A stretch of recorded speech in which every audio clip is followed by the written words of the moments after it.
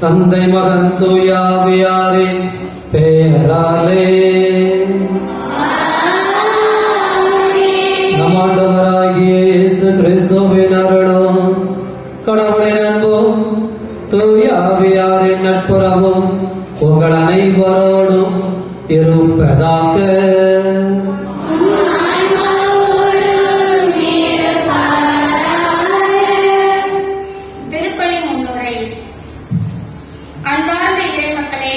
தவக்காலத்தின் உயிர் நாடியாக விளங்கும் கருத்து மாற்றம்தானே. வெளிப்புற மாற்றம் அல்ல, உள்ளார்ந்த மாற்றம், மனமாற்றம், அதன் விளைவாக உருவாகும் வாழ்வு மாற்றம். இதனை பெற்றுக் கொள்ளவே நாம் இன்று ஆலயத்தில் கூடியுள்ளோம். இன்றைய நற்செய்தியில் இயேசு தன் வருகை உலகிற்கு தண்டனை தீர்ப்பளிக்க அல்ல என்று நமக்கு நினைவூட்டுகிறார். உண்மைக்கேற்ப வாழும்போது நாம் ஒளியிடம் வருகிறோம். நமது பாவங்களால் நாம் குற்ற உணர்வு குறைந்து சுய கௌரவம் அதிகமாகி பாவ சங்கீர்த்தனம் செல்வதில்லை. குற்ற உணர்வு நாம் மனம் திரும்பி மாற்றம் அடைவதற்கு பெரிய தூண்டுதலாக இருக்கும். நாம் நமது பாவங்களை நினைத்து அவமானம் அடைகிறோம். அதனால் நமது பாவங்கள் வெளியே தெரிந்துவிடும் என நாம் பயப்படுகிறோம்.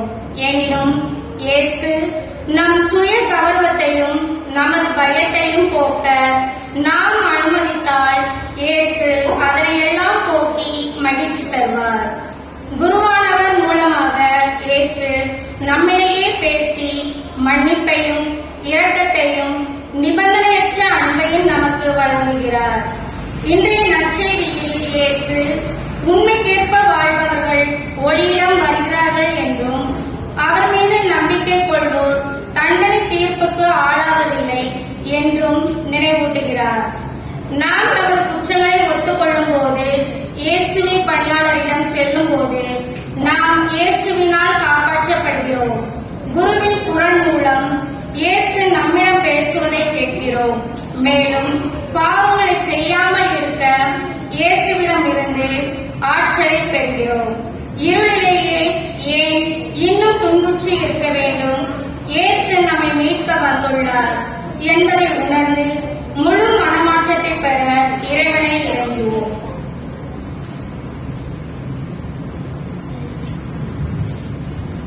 இத்திருப்பலியில் நம்மோடு இணைந்து அண்ணா நகர் திருமதி சகாயராணி குடும்பத்திற்கு இறைவன் செய்த நன்மைகளுக்கு நன்றியாகவும், அற்புதராஜ் தொழில் வளர்ச்சிக்காகவும், அனைவருடைய உடலுள்ள சுகத்திற்காகவும், கிறிஸ்துவுக்குள் மறித்த வியாக பாண்டியன் அவர்களது 9வது ஆண்டு நினைவிலே அன்னாரது ஆன்ம இளைப்பாற்றிக்காகவும், கிறிஸ்துவில் மறித்த சூசை பாண்டியன், அற்புதம்மாள், சௌரிமுத்து, மரியதுங்கம், அந்தோணிச்சாமி, பாத்திமா மேரி, மரிய செல்லத்தாய், லூர்து மேரி இவர்களது ஆன்மைகளை பாற்றிக்காகவும் ஜெபிக்கிறார்கள். சுரண்டை திருவாளர் ராஜ் சோனியா குடும்பத்திற்கு இறைவன் இதுவரை செய்த நன்மைகளுக்கு நன்றியாகவும், ஜெனி ஜோமரின் கல்வி ஞானத்திற்காகவும், 12ஆம் வகுப்பு தேர்வு எழுதுகிற ஜெனியை இறைவன் நிறைவாக ஆசீர்வதித்து சிறந்த மதிப்பெண்களோடு வெற்றி பெற செய்ய வேண்டும் என்றும் தொழில் முன்னேற்றத்திற்காகவும் குடும்ப சமாதானத்திற்காகவும் ஜெபிக்கிறார்கள். பிகே புதூர் திருவாளர் பாக்கியசாமி குழந்தை ராணி குடும்பத்திற்கு இறைவன் செய்த நன்மைகளுக்கு நன்றியாகவும், சந்தியாகு ஜோஸ்பின் அருள் பாலாஜ் பிரிண்டோ குடும்ப கருத்துக்கள் நிறைவேற வேண்டும் என்றும், நாளை தனது 2வது பிறந்த நாளை கொண்டாடுகிற அன்பித்தை இறைவன் நிறைவாக ஆசீர்வதிக்க வேண்டும் என்றும், ஆர்த்தியினுடைய படிப்பு நன்மைக்காகவும், விவசாயம் கால்நடைகள் வளர்ச்சிக்காகவும், தேவ ஆசீர்வாதத்திற்காகவும் ஜெபிக்கிறார்கள்.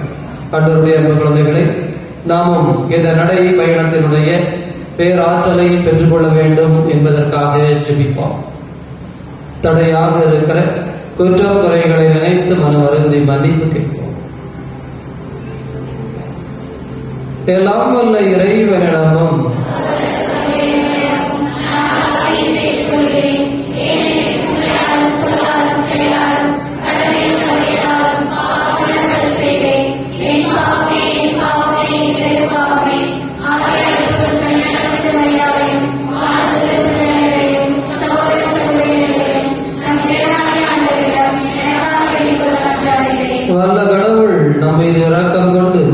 நம் பாவங்களிலிருந்து விடுவித்து நம்மை நிலை வாழ்வு களைந்து செல்வாராக.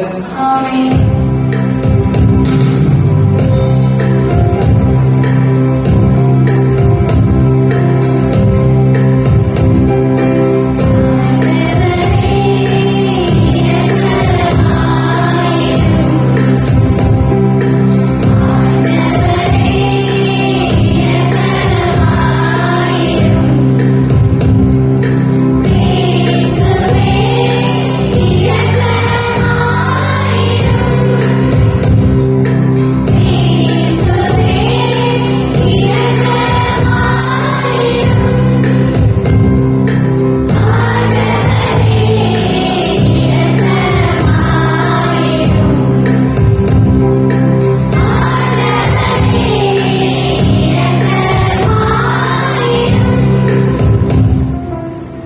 மன்றாடுவோமாக.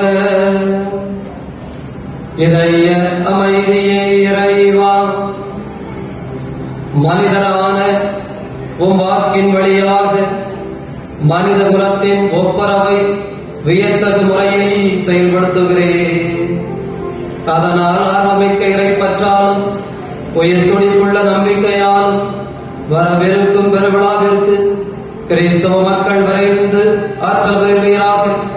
உம்மோடு தூயாவியாரின் ஒன்றிப்பில் இறைவனாய் என்றென்றும் வாழ்ந்து ஆட்சி செய்கின்ற எங்கள் ஆண்டவர் உம் திருமகனுமாகிய கிறிஸ்து வழியாக உம்மை மன்றாடுகின்றோம்.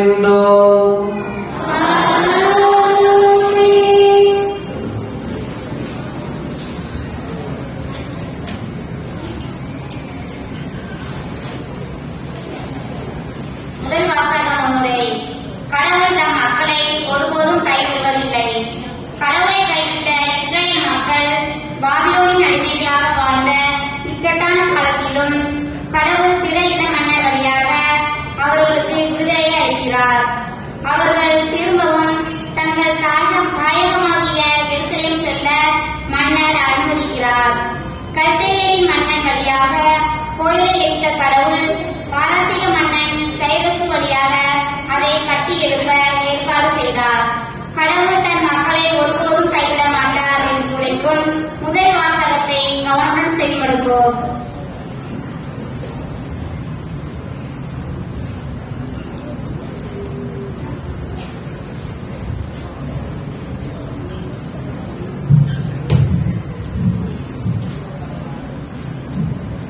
முதல் வாசகம். ஆண்டவரின் இரவும் இரக்கமும் நாடு கடத்தலும் அவர்கள் மீட்பு பெறுவதிலும் வெளியாகின்றன. குறிப்பேடு 2ஆம் நூலிலிருந்து வாசகம். அதிகாரம் 36, இறை வசனங்கள் 14 முதல் 16 வரை, 19 முதல் 23 வரை. குறிப்பேடு 2ஆம் நூலிலிருந்து வாசகம். அதிகாரம் 36, இறை வசனங்கள் 14 முதல் 16 வரை, 19 முதல் 23 வரை. அந்நாட்களில் குருக்களின் தலைவர்களும் மக்களும் வேற்றினத்தார் அனைத்து அருவருப்புகளையும் தொடர்ந்து செய்து உண்மையற்றவர்களால் ஆண்டவர் தமக்காக எருசலேமில்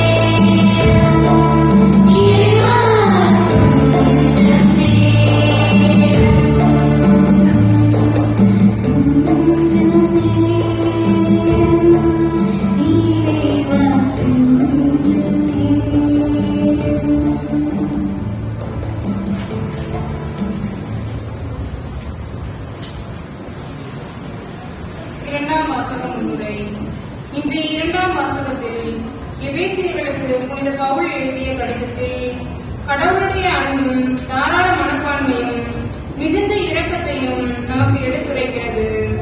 மிகுந்த இரக்கமுடைய கடவுள் நம் மீது அன்பு கொண்டதால் நாம் மீட்கப்பட்டோம். நாம் கடவுளின் கலைப்படைப்பு.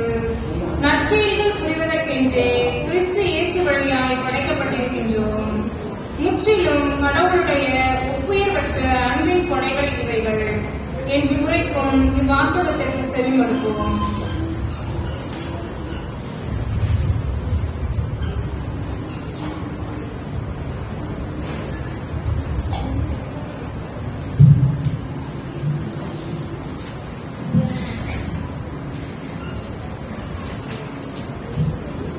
இரண்டாம் வாசகம். குற்றங்களின் காரணமாய் இறந்தவர்களாய் இருந்த நீங்கள் மீட்கப்பட்டிருப்பது அந்த அருளாலேயே. திருத்தூதர் பவுல் எபேசியருக்கு எழுதிய திருமுகத்திலிருந்து வாசகம்.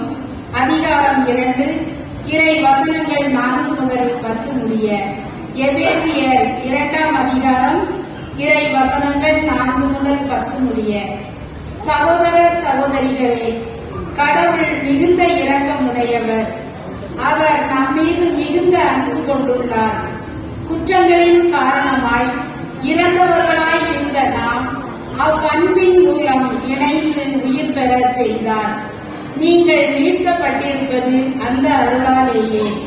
இயேசு கிறிஸ்துவோடு இணைந்த நிலையில் நாம் அவரோடு உயிர் தளவும் விண்ணுலகில் அவரோடு அமரவும் செய்தார்.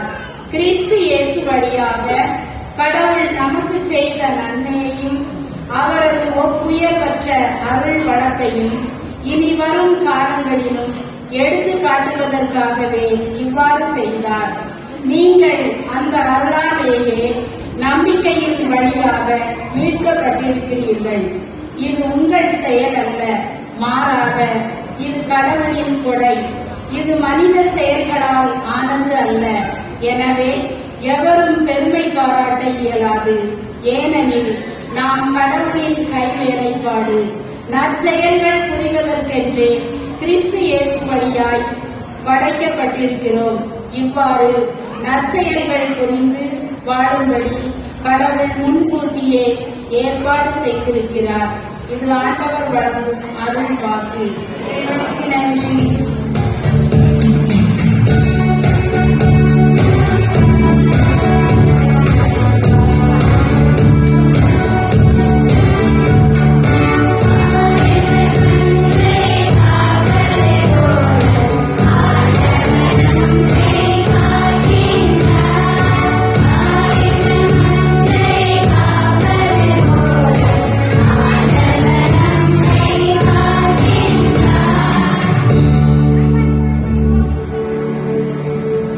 ஆண்டவர்களோடு இருப்பாராக.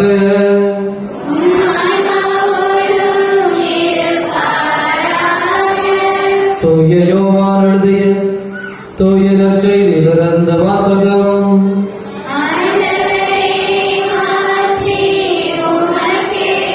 தூய யோவான் எழுதிய தூய நற்செய்தி 3ஆவது அதிகாரம், ஆண்டவருடைய வார்த்தைகள் 14 முதல் 21 முடிய. யோவான் 3:14 முதல் 21. அக்காலத்தில் இயேசு நிக்கோதேமுவுக்கு கூறியது, பாலை நிலத்தில் மோசேயால் பாம்பு உயர்த்தப்பட்டது போல மானிட மகனும் உயர்த்தப்பட வேண்டும். அப்போது அவரிடம் நம்பிக்கை கொள்ளும் அனைவரும் நிலை வாழ்வு பெறுவர். தம் ஒரே மகன் மீது நம்பிக்கை கொள்ளும் எவரும் அழியாமல் நிலை வாழ்வு பெறும் பொருட்டு அந்த மகனையே அழிக்கும் அளவுக்கு கடவுள் உலகின் மேல் அன்பு கூர்ந்தார். உலகிற்கு தண்டனை தீர்ப்பளிக்க அல்ல, தன் மகன் வழியாக அதை மீட்கவே கடவுள் அவரை உலகிற்கு அனுப்பினார். அவர் மீது நம்பிக்கை கொள்வோர் தண்டனை தீர்ப்புக்கு ஆளாவதில்லை. ஆனால் நம்பிக்கை கொள்ளாதோர் ஏற்கனவே தீர்ப்பு பெற்றுவிட்டனர். ஏனெனில் அவர்கள் கடவுளின் ஒரே மகனிடம் நம்பிக்கை கொள்ளவில்லை. ஒளி உலகத்திற்கு வந்திருந்தும் தம் செயல்கள் தீயவனமாய் இருந்ததால் மனிதர் ஒளியை விட இருளையே விரும்பினர். இதெல்லாம் அவர்களுக்கு எதிரான தண்டனை தீர்ப்பு அடங்கியுள்ளது. தீங்கு செய்யும் அனைவரும் ஒளியை வெறுக்கின்றனர். தங்கள் தீச்செயல்கள் வெளியாகிவிடும் என அஞ்சி அவர்கள் ஒளியிடம் வருவதில்லை. உண்மைக்கேற்ப வாழ்பவர்கள் ஒளியிடம் வருகிறார்கள். இதனால் அவர்கள் செய்யும் அனைத்தையும் கடவுளோடு இணைந்தே செய்கிறார்கள் என்பது வெளியாகும். ஆண்டவரின் அருள்வாக்கு.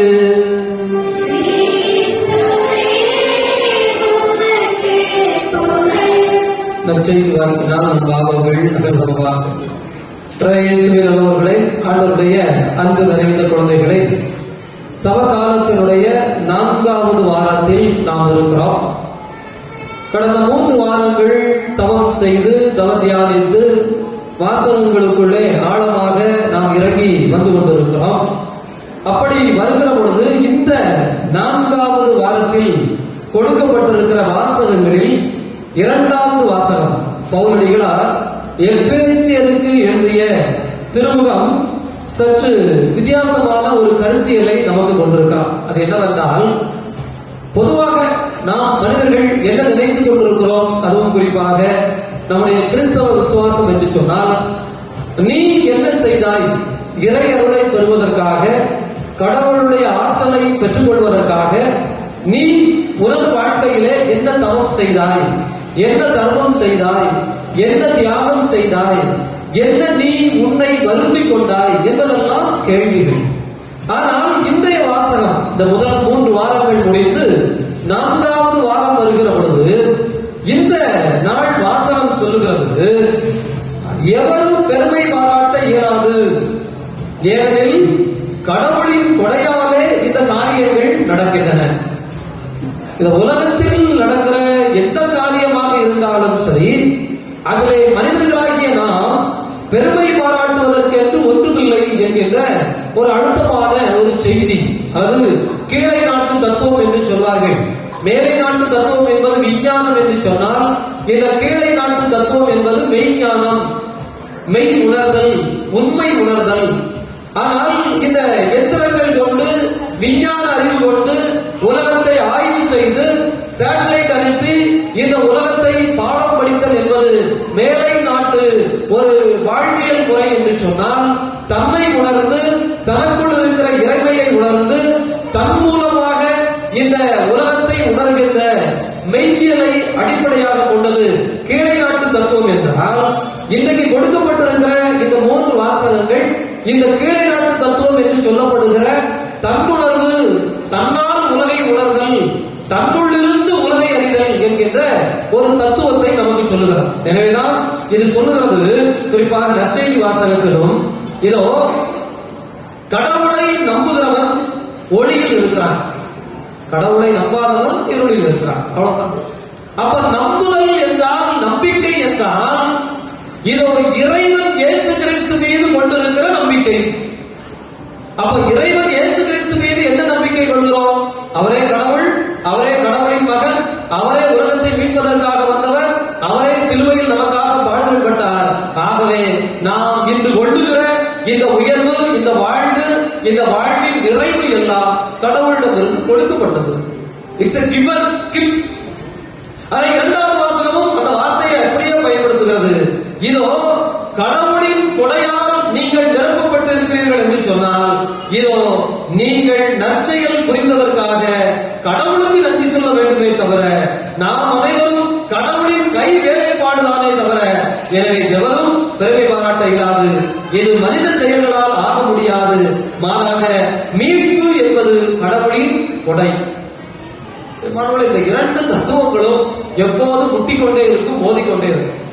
குறிப்பாக நம்முடைய இந்த பிரிந்த சபைகள் என்று சொல்லப்படுகிற, அல்லது பெண்டகாஸ்டல் சர்ச் என்று சொல்வார்கள், ஆங்காங்கே தோன்றுகின்ற சபைகள் இந்த தத்துவங்களைத்தான் ரொம்ப அழுத்தமாக இதை மட்டுமே சொல்வார்கள்.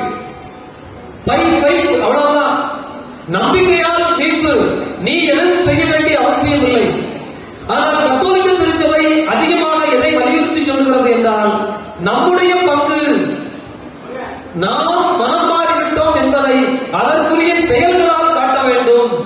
ஆனால் இன்றைய வாசகங்கள் இந்த 2ஐயும் இணைத்து பார்க்கிறது. எப்போதுமே நமக்கு கொடுக்கப்படுகிற தத்துவம் அதுதான், கோல்டன் மிடில் என்று சொன்னால் 2இன் நிலைப்பாடு. நீங்கள் எந்த தத்துவத்தில் ஒரு எக்ஸ்ட்ரீம் என்று சொல்லப்படுகிற உச்ச நிலைக்கு போய் நின்றாலும் அது தவறு. அன்பு செய்தல் என்று சொன்னால் கூட கண்களை மூடிக்கொண்டு கண்மூடித்தனமாக கடைசியில ஒரு பெரிய சண்டையிலும் சச்சரவிலும் தான் போயிருக்கு. அதே போல எந்த முகாந்திரமும் இல்லாமல் கொல்லப்படுகின்ற வெறுப்பு கடைசி வரை உண்மையை அறிய விடாமலேயே செய்யும். பெருமாளே குழந்தைகளாகவே இருக்கட்டும், ஒரே ஒரு குழந்தையாகவே இருக்கட்டும், நீங்கள் நீண்ட நாள் தவம் இருந்து பெற்றெடுத்த பிள்ளையாகவே இருக்கட்டும், கண்டிப்பும் அன்பும் கலந்திருந்தால்தான் குழந்தை ஆரோக்கியமாக வளருமே தவிர நான் கண்டிப்பே கொடுக்க மாட்டேன், அன்பு மட்டும்தான் கொடுப்பேன், செல்லம் மட்டும்தான் கொடுப்பேன், ஏன் என்று கேட்கவே மாட்டேன் என்று சொன்னால் பிரியமானவர்களே, அந்த குழந்தை நிச்சயமாக நல்ல வழியில் வளராது.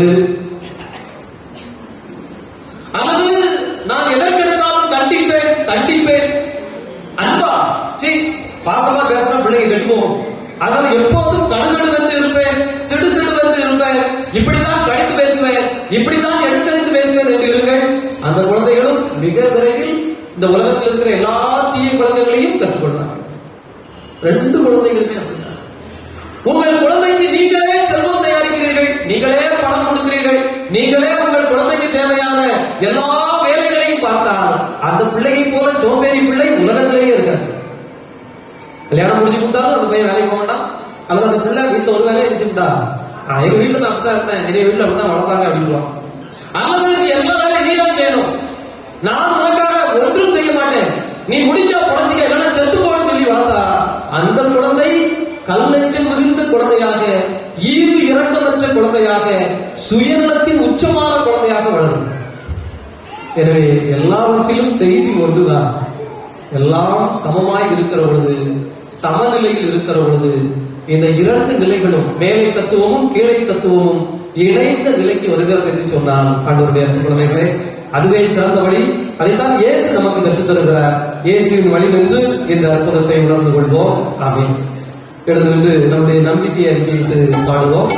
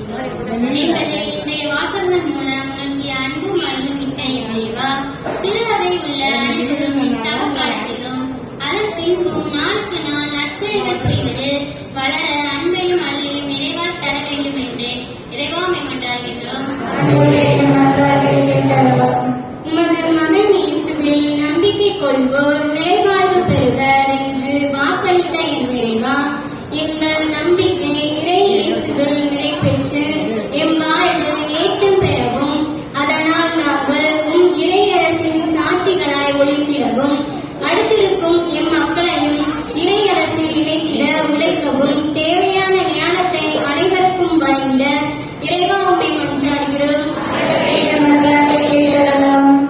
பராமரித்தலும் எங்கள் இறைவா, இன்றைய உலகில் துன்புறும் திரு அவைக்காக உமது இரக்கத்தையும் பாதுகாப்பையும் வேண்டுகிறோம். சிறப்பாக இந்தியாவிலும் மற்ற நாடுகளிலும் ஆட்சியாளர்களால் வஞ்சிக்கப்பட்டும் கொடுமைப்படுத்தப்பட்டு வரும் எளிய மக்கள் விரைவில் விடுதலை பெற்று புதிய புனர்வாழ்வு பெற்றிட தேவையான மாற்றங்களை அவர்கள் பெற உமது அருளை தர வேண்டும் என்று இறைவா உம்மை மன்றாடுகிறோம். முன்னோருக்கு வழிகாட்டி நடத்திய தெய்வமே என் இறைவா, கல்வியாண்டு இறுதி தேர்வை எழுதி வரும் எம் அன்பு பிள்ளைகளுக்காக உம்மிடம் வேண்டுகிறோம். படிப்பதற்கு நல் வழிகாட்டு, அவற்றை மறக்காமல் சரியான விடைகளை எழுத நல்ல மதிப்பெண் பெற்று சமுதாயத்தில் உயர் நிலைக்கு வர தேவையான ஞானத்தையும் உம்மில் நம்பிக்கை பெறவும் இறை அருள் அவர்களுக்கு உதவிகரமாக அமைய இறைவாமை மன்றாடுகிறோம். மகிழ்ச்சியின் இறைவா, அகமகிழ்ந்த ஞாயிறை கொண்டாடும் நாங்கள் ஒளியாக மாறுவதை இருளை வெல்வதற்கு ஒரே வழி என்பதை உணர்ந்து கிறிஸ்துவின் என்ற ஒளியை நெருங்கி செல்ல அவரை போல் ஒளியாக மாற தேவையான ஞானத்தையும் மனதிடத்தையும் அருள வேண்டும் என்று இறைவாமை மன்றாடுகிறோம். நம்ம ஒருவருடைய தனிப்பட்ட தேவைகளையும் கவனமாய் ஜெபிப்போம். அன்பான கடவுளே, நாங்கள் உடைய பிள்ளைகள் இந்த உரிமையோடு உம்மை நோக்கி எழுப்பியிருக்கிற அந்த மன்றாண்டுகளை எல்லாம் எங்கள் ஆண்டவராகிய கிறிஸ்து வழியாக உம்மை வேண்டுகின்றோம். ஆமென்.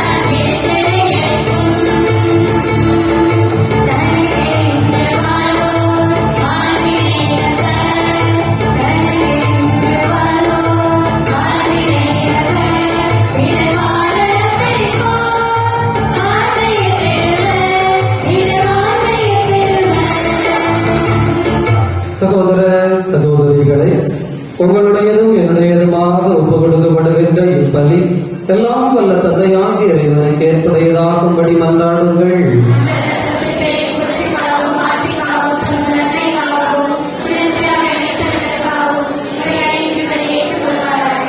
இதய அமைதியை இறைவா, பணிவுடன் உம்மை வேண்டி நாங்கள் ஒப்பு கொடுக்கிற காணிக்கைகளை ஏற்றுக்கொள்ளும். இது எங்களுக்கு மீட்பளிக்கும் பேரின்பமாய் அமைவதாக ஆண்டவராகிய கிறிஸ்து வழியாக உம்மை மன்றாடுகின்றோம்.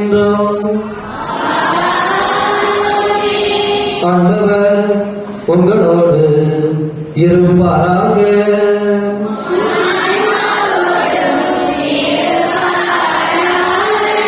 இதயங்களை மேலே எழுப்புங்கள். நம் இறைவனாகிய ஆண்டவருக்கு நன்றி கூறுவோம்.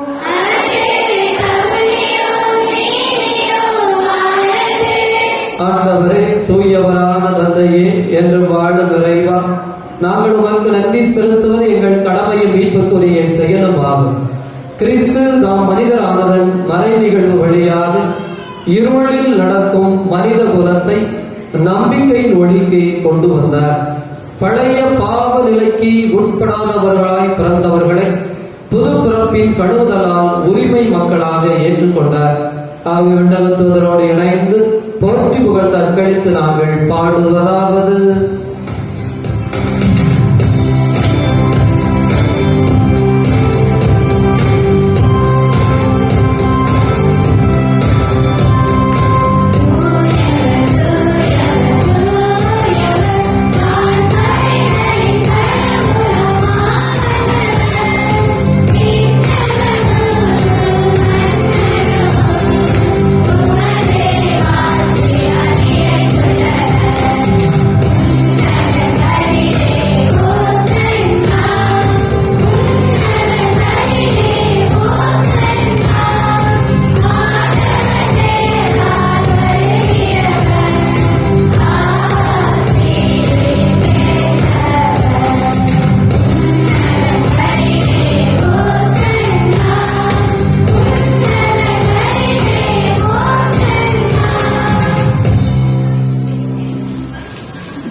இதய அமைதியே இறைவா, நீர் மெய்யாகவே தூயவர், தூய்மை அனைத்திற்கு ஊற்று. ஆகவே உம்முடைய தூய ஆவியை பொழிந்து இக்காணிக்கைகளை தூய்மைப்படுத்த உம்மை வேண்டுகிறோம்.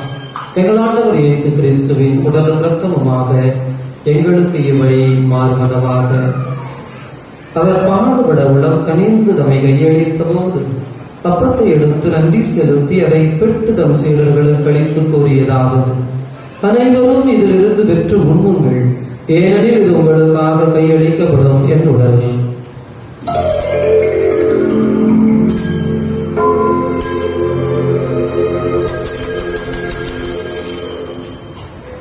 அவனுமே இரவு விருந்தை அருந்திய பின் கிணத்தை எடுத்து மீண்டும் உமக்கு நன்றி கூறி தம் சீடர்களுக்கு அளித்தவர் கூறியதாவது: அனைவரும் இதிலிருந்து பெற்று பருகுங்கள், ஏனெனில் இது புதிய நிலையான உடன்படிக்கைக்குரிய என் இரத்தத்தின் கிண்ணம்.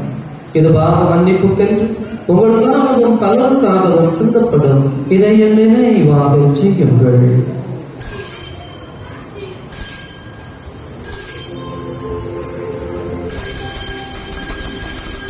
நம்பிக்கையின் மறை பொருள்.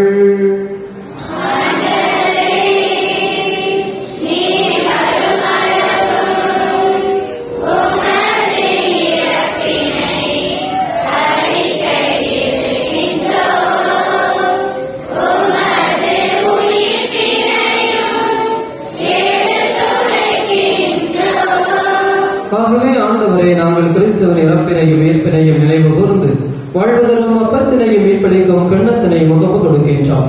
உன் திருமண் என்று ஊழியம் புரிய தகுந்தவர்கள் எங்களை ஏற்றுக்கொண்டேன். எனவே உமக்கு நன்றி செலுத்துகிறோம். மேலும் கிறிஸ்துவின் உடலிலும் இரத்தத்திலும் பங்கு கொள்ளும் எங்களை தூய ஆவியானவர் ஒன்று சேர்க்க வேண்டும் என உம்மை தாழ்மையுடன் கொண்டாடுகிறோம். ஆண்டவரே, உலகம் முழுவதும் பரவி இருக்கும் அவையை நினைவு கூர்ந்தருளும். சிறப்பாக எங்கள் திருத்தந்தை பிரான்சிஸ் எங்கள் 1900 அன்பின் குழந்தைகள் அனைவரையும் தெய்வீக அன்பினால் நிறைவு பெறச் செய்தருளும். உயிர்கொள்வோம் என்கின்ற எதிர்நோக்குடன் இறந்த அனைவரையும் மது திருமுக ஒளியினோடு ஏற்றுக்கொள்ளும் எங்கள் அனைவர் மீதும் இரக்கமாயிரும்.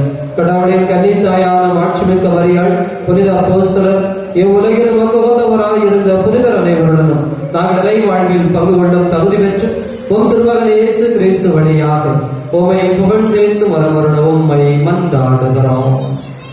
இவர் வழியாக இவரோடு இவரில் எல்லாம் வல்ல இறைவனாகிய தந்தையே, தூயாவியாரின் ஒன்றைப்பில் எல்லா புகழும் ஆட்சியும் என்றென்றும் உமக்கு உரியதே.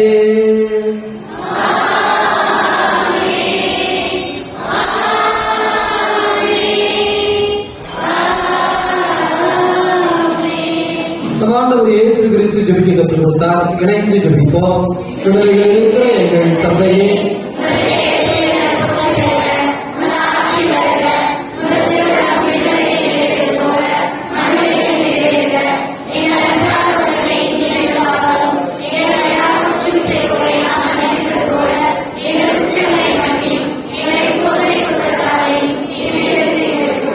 ஆண்டவரே, தீமையிலிருந்து விடுவித்து அமைதியை தந்தருளும். பாவத்தில் இருந்து விடுதலை பெற்று நலமுடன் வாழச் செய்தருளும்.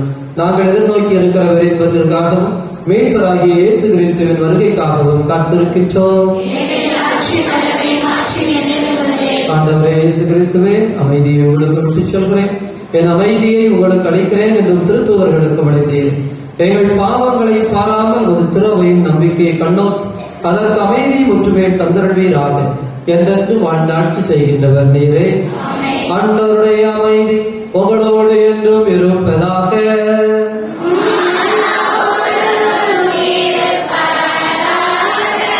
நம் ஆண்டவர் தருகின்ற அமைதியை ஒருவருக்கொருவர் அறிவித்துக் கொள்வோம். உலகின் பாவங்களை போக்கும் இறைவனே, எங்களுடைய இரக்கமாயிரும். உலகின் பாவங்களை போக்கும் இறைவனே, எங்களுடைய இரக்கமாயிரும். உலகின் பாவங்களை போக்கும் இறைவனே, எங்களுக்கு அமைதி அளித்தருளும். இதோ இறைவனின் சம்மதி, இவரே உலகின் பாவங்களை போக்குகின்ற தெய்வம். இந்த தெய்வத்தினுடைய விருந்துக்கு அழைக்கப்பட்டிருக்கிற நாம் அனைவரும் பேர் பெற்றவர்கள்.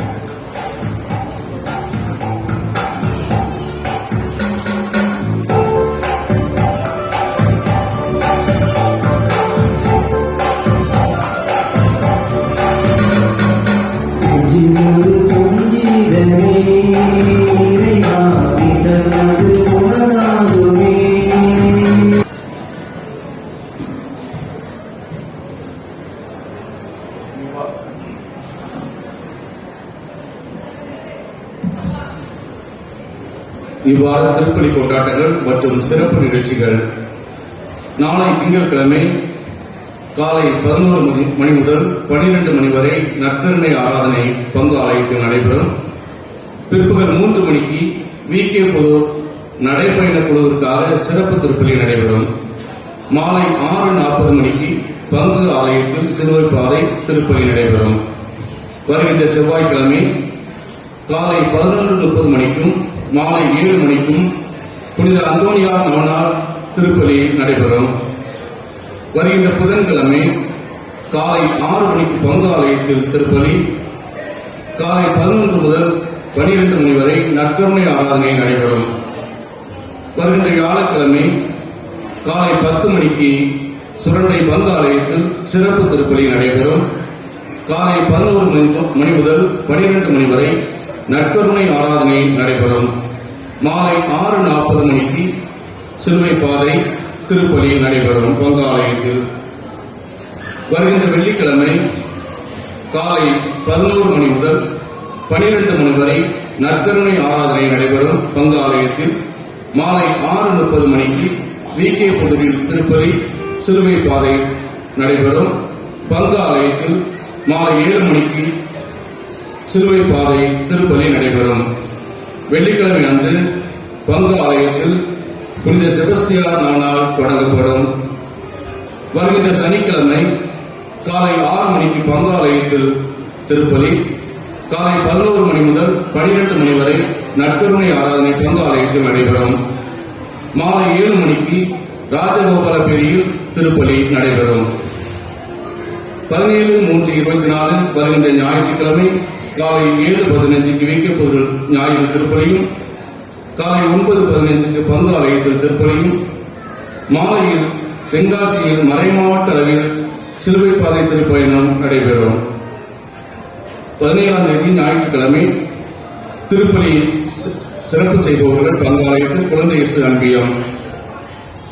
அன்பார்ந்தவர்களே, திருப்பலி முடிந்தவுடன் அனைவருக்கும் அசன உணவு ஏற்பாடு செய்துள்ளார்கள். அது முடிந்தவுடன் சுரண்டைக்கும் நீக்க போவதற்கு பஸ் ஏற்பாடு புனித அந்தோனியார் ஜெபக்குழு வழக்கம் போல் ஏற்பாடு செய்யப்பட்டுள்ளது. யாரும் பணம் கொடுக்க தேவையில்லை. அனைவரும் உண்டு பஸ்ஸில் சென்று சிறப்பாக இல்லம் சென்று கடவுளுக்கு நன்றி கூறுவோம்.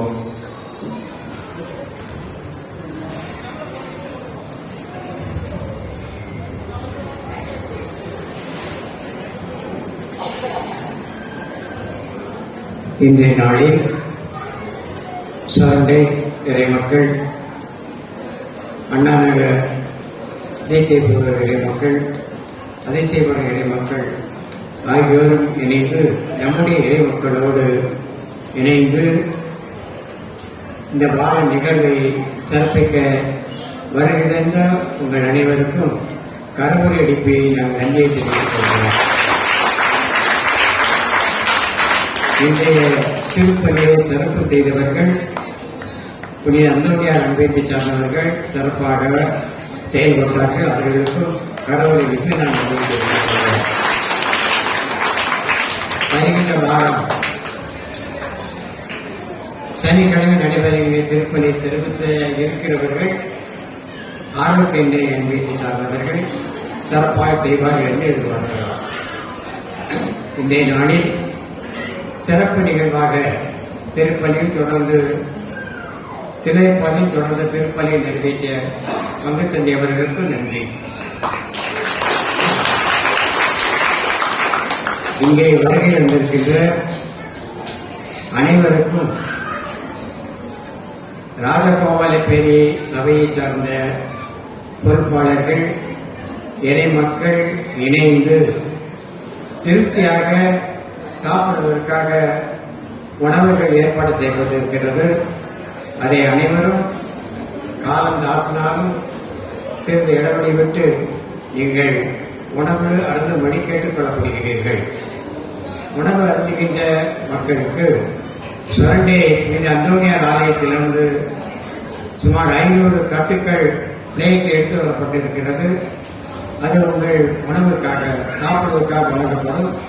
நீங்கள் அதை வாங்கி தட்டில் வாங்கி உணவு அருந்தியவன் பக்கத்திலே டேப் இருக்கிறது, அது லேசாக கழுவி இந்த கெவிக்குள் வைக்கும்படி கேட்டுக்கொள்ளப்படுகிறீர்கள். மற்றொரு அறிவிப்பு, இந்த தட்டில் வழங்கப்படுகின்ற உணவு இங்கு சாப்பிடுவதற்கு மட்டும்தான். தட்டில் நாம் உண்பதற்காக வழங்கப்படுகின்ற உணவு இங்கு அமர்ந்து சாப்பிடுவதற்காகத்தான், வீட்டில் கொண்டு சாப்பிடுவதற்கு அல்ல. ஆகவே தயவு கூர்ந்து வீட்டிற்கு யாரும் எடுத்துச் செல்ல மேல வேண்டாம். அது மற்றவர்களுக்கு இடங்களாக இருக்கும். அதை நீங்கள் தவிர்த்துக் கொள்ளும்படி நினைவுபடுத்துகிறோம்.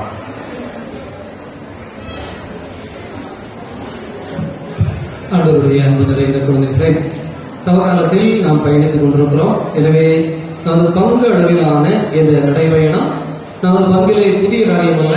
ஆண்டுதோறும் ஒவ்வொரு கிளை கிராமமாக நாம் நடந்து செல்வது வழக்கம். எனவே உங்களுக்கு இது பழக்கமான ஒன்று. ஏற்பாடு செய்வதில் பெரிய சிக்கல் ஒன்றுமில்லை. இருந்தாலும் ஒரு அற்புதமான முறையிலே ராஜகோபாலபேரி இறைமக்கள் பங்கு தந்தையை வந்து சந்தித்து கிறிஸ்து பிறப்பிற்கு வருகிற பொழுதே சரியான முறையிலே திட்டமிட்டு இந்த ஆண்டுக்கு தான் என்று அதற்கென்று சிறப்பாக வரியிட்டு மக்களோடு கலந்து பேசி பங்கு தந்தையோடு கலந்து பேசி மிக சிறப்பான முறையில் ஏற்பாடு செய்திருந்தார்கள். வருகிற வழியிலும் நமக்கு பங்களா சுரண்டை, அண்ணா நகர், வைகை புதூர் எல்லா இடங்களிலும் நமக்கு அந்தந்த இறை மக்கள் அங்கே சந்தித்து குளிர்பானங்கள் சிறப்பான முறையிலே கொடுத்து இந்த நடைபயணத்தை உற்சாகப்படுத்தினார்கள். சுரண்டையிலிருந்து தூய அந்தோனியார் ஜெபக்குழு இந்த நடைபயணத்தை ஆண்டுதோறும் ஒழுங்கு செய்கிறார்கள். ஆகவே அனைத்தும் வழக்கம்போல் நடைபெறுகிற காரியம் சிறப்பான முறையிலே திட்டமிட்டபடி கடவுளுடைய அருளாலும் நல்ல அருமையான இயற்கை சூழல், பெரிய வெயில் வேலைப்பாடு ஒன்றுமில்லை. எனவே கலந்து கொண்ட அத்தனை இறை மக்களுக்கும் இதற்காக உழைத்த ஏற்பாடு செய்த அத்தனை இறை மக்களுக்கும் பொறுப்பாளர்களுக்கும் நமது மனமார்ந்த நன்றிகளை நாம் சிறப்பான முறையிலே தெரிவித்துக் கொள்வோம். அடுத்த ஆண்டு நமக்கு அதிசயபுரத்திலே நடைபெறும், அது வழக்கம். பிரியமானவர்களே, இந்த தென்காசியில் வருகிற ஞாயிற்றுக்கிழமை மாலை 2:30 மணிக்கு திருச்செபு மாலை, 3 மணிக்கு நற்கருணை ஆராதனை, 4 மணிக்கு சிலுவை பாதை, 5 மணிக்கு திருப்பலி. தென்காசி தூய மிக்கேல் அதிதூதர் ஆலயத்தில் வைத்து நல்லா கவனிச்சுக்கோங்க. அதற்கான உணவு டோக்கன் நமக்கு இருக்கிறது. பிரியமானவர்களே, வீக்கே புதூரில் வருகிற வெள்ளிக்கிழமை திருப்பலி உண்டு. எனவே பொறுப்பாளர்கள், அன்பிய பொறுப்பாளர்கள் எத்தனை பேர் வருகிறார்கள் என்று விசாரித்து வைக்க அன்போடு கேட்டுக்கொள்கிறோம். வெள்ளிக்கிழமை இந்த டோக்கன் உங்களுக்கு அன்பிய பொறுப்பாளர்கள் மூலமாக வீக்கே புதூரில் கொடுக்கப்படும். அண்ணா நகர் வீக்கே புதூருக்கு, ராஜகோபாலபேரிக்கும் அதிசயபுரத்திற்கும் சனிக்கிழமை மாலை நமக்கு திருப்பலி உண்டு. அந்த மாலை திருப்பலியிலே நீங்கள் டோக்கன் பெற்றுக்கொள்ள அன்போடு கேட்டுக்கொள்கிறோம். சுரண்டையில் அன்பிய பொறுப்பாளர்கள் வெள்ளிக்கிழமை மாலை அந்த சிலுவை பாதை திருப்பலி முடிந்தவுடன் எத்தனை பேர் வருகிறார்கள் என்பதை கேட்டு பெற்றுக்கொள்ள அன்போடு கேட்டுக்கொள்கிறோம். அன்பிய பொறுப்பாளர்கள் மூலமாக உணவு டோக்கன் கொடுக்கப்படும். அடுத்த ஞாயிற்றுக்கிழமை நமக்கு தென்காசி நம்ம பக்கத்தில் இருக்கிறது. எனவே எல்லோரும் வருவீர்கள், நன்மையான காரியம். உணவு டோக்கனை உங்கள் அன்பிய பொறுப்பாளர்கள் மூலமாக வெள்ளி சனிக்கிழமைகளில் பெற்றுக்கொள்ள அன்போடு கேட்டுக்கொள்கிறோம். அங்கே வாகனம் எங்கே நிறுத்த வேண்டும், எப்படி அதற்கான உள் நுழைவு வெளி நுழைவு என்பதெல்லாம் நோட்டீஸில் உள்ளது. எனவே அன்பிய பொறுப்பாளர்களும் ஊர் பொறுப்பாளர்களும் பெற்றுக்கொள்ள அன்போடு கேட்டுக்கொள்கிறோம்.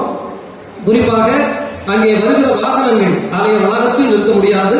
எனவே பக்கத்திலே இசக்கி வித்தியாசிரமம் என்கின்ற பள்ளி இருக்கிறது, அந்த பாலத்து பக்கத்தில். அந்த இதெல்லாம் எல்லா வாகனங்களும் நிறுத்துவதற்கு ஏற்பாடு செய்யப்பட்டிருக்கின்றன. எனவே அன்பு குழந்தைகளே, இடையூறு இல்லாமல் இந்த நிகழ்வுகளில் முழுமையாக கலந்து கொள்ள உங்களை அன்போடு கேட்டுக்கொள்கிறோம். இப்போ சாப்பாடு ஏறக்குறைய 500 பிளேட் சொன்னது போல நிறைய இடத்தில் வைத்திருக்கிறார்கள்.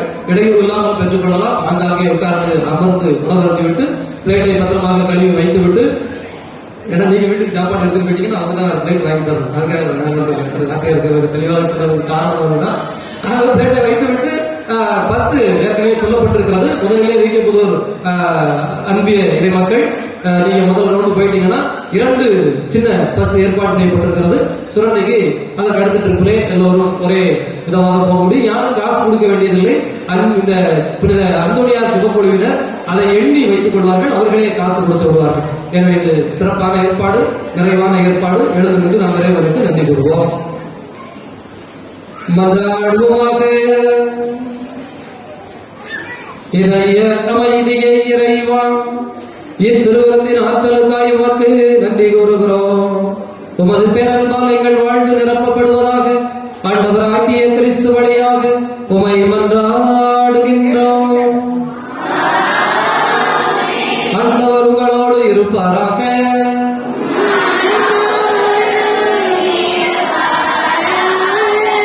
வல்ல கடவுள் தந்தை, மகன், தூய ஆவியார் உங்கள் அனைவரையும் நிறைவாக ஆசீர்வதிப்பாராக. உயிர்த்த கடவுளின் உண்மை பிள்ளைகளாக சென்று வாழுங்கள். பேரின்பம் தொடரட்டும்.